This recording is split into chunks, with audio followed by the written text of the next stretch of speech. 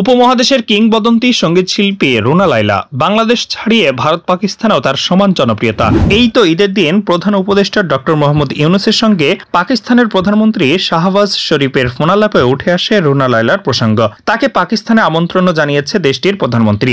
সম্প্রতি দেশের একটি গণমাধ্যমে নিজের সঙ্গীতের বাইরের জীবন নিয়ে কথা বলেছেন রুনা লায়লা। সেখানে তার ফ্যাশন সচেতনতার একটি চিত্র ফুটে উঠেছে।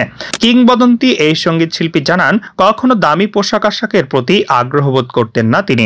রুনা লায়লার ভাষায়, আমি কখনো 40,000 50,000 টাকার শাড়ি কিনিনি। অযথা টাকা নষ্ট করাটা আমি পছন্দ করি না। আমি কম টাকার কাপড় কিনে বাকি টাকাটা অন্যকে দিয়ে হেল্প করতে পারলেই আনন্দ পাই। এখনো খুব দামি কাপড় পরি না, যেগুলো পরি সেগুলো অত দামি না, কিন্তু মনে হয় অনেক দামি। এ প্রসঙ্গে একটি মজার স্মৃতি উল্লেখ করে তিনি বলেন, আমার মেয়ে তানির বাগদান অনুষ্ঠানে একটা শাড়ি পরেছিলাম। সবাই দেখে বলল, খুব সুন্দর শাড়ি, নিশ্চয় খুব দামি। বললাম, দামি না খুব। শুনে সবারই আগ্রহ বেড়ে গেল। দাম কত? বললাম 1500 রুপি। দাম শুনে সবাই অবাক। হতেই পারে না, আপনি বানিয়ে বলছেন 1500 রুপির শাড়ি আপনি পরবেন? দেখে মনে হচ্ছে 15,000 টাকার শাড়ি।